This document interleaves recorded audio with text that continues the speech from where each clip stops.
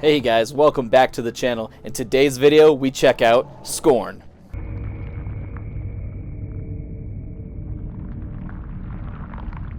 So first off, I had no idea that this was going to be a puzzle game, like at all.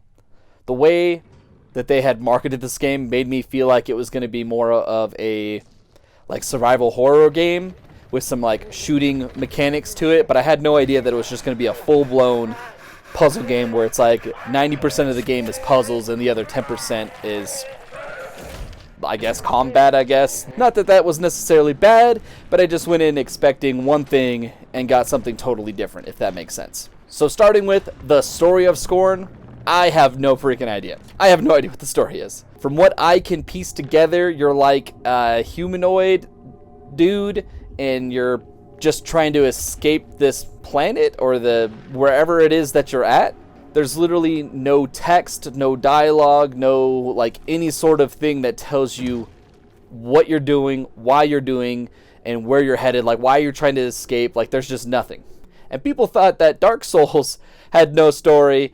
This literally gives you zero. This gives you nothing. Zip, nada, no, nothing. You got to piece that together yourself, and it's all up to your kind of own interpretation, I think. So jumping into the combat of this game, I'm going to be honest, this is probably some of the worst combat that I've ever experienced in a game in recent memory. No joke. This game is literally, like I said earlier, it's 90% puzzles and trying to figure out and unlock rooms and doors and contraptions, things like that. And the last 10% of the game, or I shouldn't say the last, but the other 10% of the game is combat, and it's just flat out terrible. So let's start with the weapons. You only get 4 weapons in this game. The first one you get, which is your main weapon, I say main weapon because it's probably the one you're going to use 90% of the time, is this weird rod puncher type gun. It has literally the worst cooldown I've ever seen on a weapon. It is ridiculously slow. You get 2 hits with it. Worst weapon. The next weapon you get is your first projectile type weapon. It's a pistol. And I have to admit, the pistol looks pretty cool. It sounds pretty cool. I love the way how you reload it. And overall, I had no real complaints with the pistol. I thought it was cool. The next weapon you get is the shotgun. And now the shotgun looks pretty cool. I actually really loved the design of the pistol and the, I'm assuming, shotgun type weapon. They all looked really cool. I love how they are all organically connected to you. You can pull them off and you manually reload them, and they make this nasty squish noise when you put them in. So overall, the shotgun was cool. I liked the shotgun. My issue with the shotgun is I felt like every time I got ammo for it, which in this game, ammo is already super scarce as it is. So more, like I said, 90% of the time you're using that stupid punchy gun. But it seemed like every time I got ammo for the shotgun, I ran into this giant bull type enemy, or there was 2 of them. No matter what happened, I always got swarmed with a couple enemies the second I got the shotgun. And it seemed like I'd get the ammo, and then I'd waste the ammo because I'm trying not to die, and then you're back not using the shotgun. So I thought that was a little annoying. I wish that there was a little bit more a little bit more ammo spread throughout the game, just because I just felt like every time I got it, I wasted it. And the last weapon you get is a grenade launcher, which in itself is pretty cool. Downside with the grenade launcher is you hardly get to use it.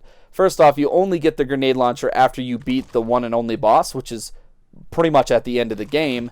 And once you take his grenade launcher, you only use it, I believe, 3 times. You shoot it to destroy one robot, which you can one-shot kill with the grenade launcher. Pretty ridiculous. And then you use the grenade launcher to shoot 2 little contraptions down. But other than that, you don't get to use it, and it just felt like a waste. Next up, we have the enemies. Now in this game, you could pretty much summarize the enemies as small, medium, and large. You got your small enemy, which looks like an alien chicken. The second one is this slug type enemy, and I would say it's your medium-sized enemy. And then I kind of compared the large one to a bull, because all he does is he runs up and he rams you, and it does a frick ton of damage. That's the problem with all these enemies. The small, medium, large, they all do quite a bit of damage, and you can easily die from all 3 of them. The two smaller, the medium and the small, both of them shoot this weird acid thing at you, which does quite a bit of damage. And on top of that, I feel like your character moves really slow, or so slow to turn around. And so when I was getting hit, it was hard to like maneuver around them. Like, they're just ridiculous. And like I said, with the gun, 90% of the time you're using this weird punchy rod that shoots like a rod out. There is, like I said, one boss in this game. And as far as like, I should say all the enemies look pretty cool. I had no problem with how they looked. I just had a problem with how to interact with the enemies, how to fight the enemies. That was really ridiculous. But like I said, the one boss it looks cool, and at first it seems cool, but the fight itself just takes so long.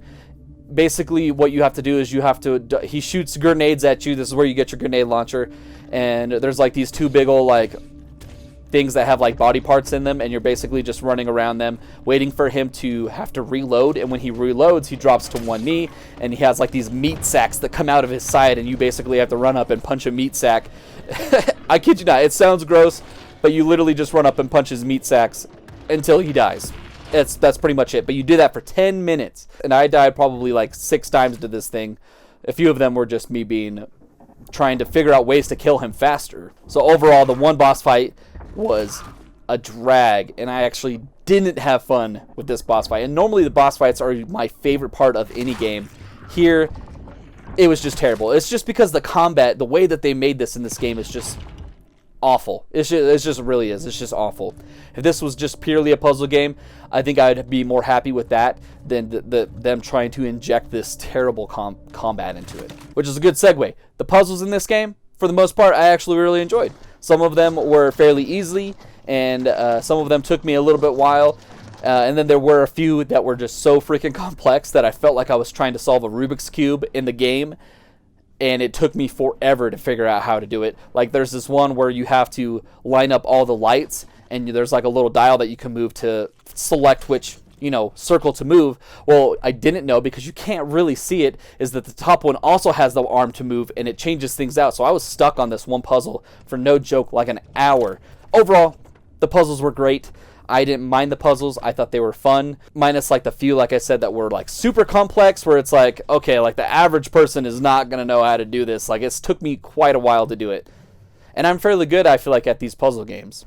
Like I said kind of at the beginning of the game, I don't want to hate on Scorn for being a puzzle game. I have no problem with puzzle games. I was just thrown back because it was a puzzle game, and literally all of the marketing, all of the stuff that they did to show off this game, it made me think that it was going to be like a survival horror, made it think it was going to be kind of like a first-person shooter, even though I know that they came out and said that this is not a first-person shooter. So I was kind of thinking survival horror, right? Because survival horrors aren't really shooter games, but I wasn't expecting it to be completely like 90% puzzles. So you know what I mean? Like, if that makes sense. It's like when you get a bowl of ice cream and you think it's going to be ice cream, and you're like Mater from Cars, and it's just a bowl of wasabi. Wasabi by itself isn't necessarily bad, but when you have a bowl of it for ice cream, it's not very good. So jumping on to the next thing I want to talk about is the art style / the levels of these games. I thought was its strong point. Like, I absolutely loved the way that this game looked. It literally looks like it was just ripped straight out of Aliens, like, no joke. Or what's the other one that's Prometheus. It looked like it was just straight ripped out of those.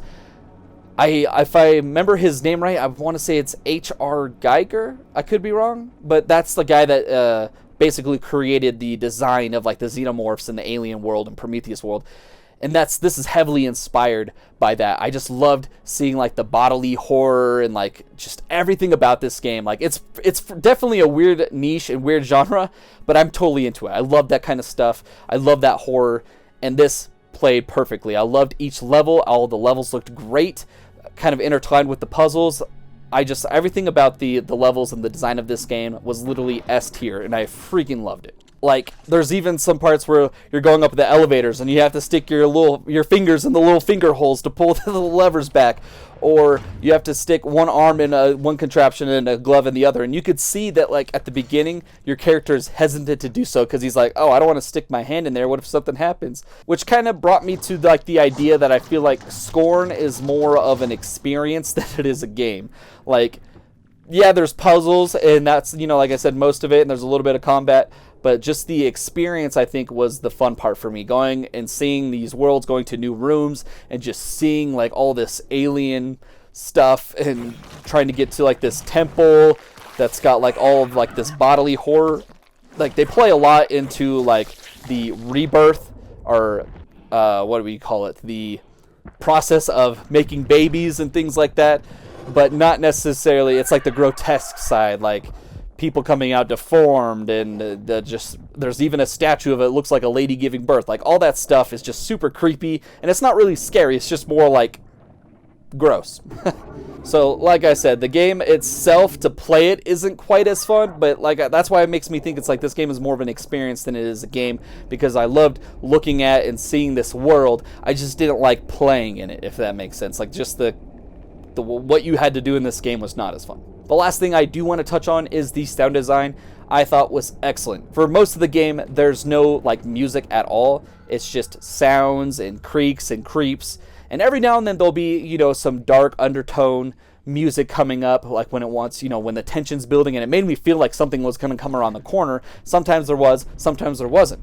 And another thing with the sound design is like when you are reloading the guns, like the squish of pushing into these little projectiles into like this gooey flesh looking weapon. It looked like bone and flesh. Or when you had the parasite on your back and he's just like ripping you up, and you can hear like bones cracking and blood squirting. Like it all just was like really gross sounding, and it played perfectly into the theme of Scorn, that alien world, that H.R. Geiger looking like aliens, Prometheus. It just fit perfectly, and I actually thought the sound design was pretty good. Jumping into my final thoughts, guys. Overall, Scorn was not the game that I thought it was going to be, which isn't necessarily a bad thing. It's just not what they advertised at all. And so it was literally a shock, and I think that might have hindered it a little bit for me. Like 90% of the time when I buy a game, I know pretty much exactly what I'm going to get it to. Like recently I played Stray. I knew it was going to be a cat game with robots, and that's exactly what I got.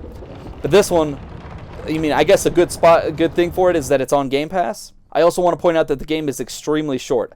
I think it only took me about 8 hours, and that was with me having to redo a bunch of things because I died or the save was bad, and so I had to restart saves. Like overall, the game took me about 8 hours to complete, so fairly short. Like I did say, I did enjoy some of the puzzles. Some of them were very complex, but overall, I did enjoy the puzzles. It's just the combat was just so terrible that I just hated when I had to see enemies, because fighting enemies with that stupid rod punching gun is just not fun. It just isn't. When I had the pistol and I had the shotgun, I was like, all right, things are moving, things are getting great. But because things take so many shots to take down, you literally waste all of your ammo and you're left with the stupid punchy gun. Overall, I think that I liked it. I think that the level design and the sound design and the art style for this are some of the best that they've done.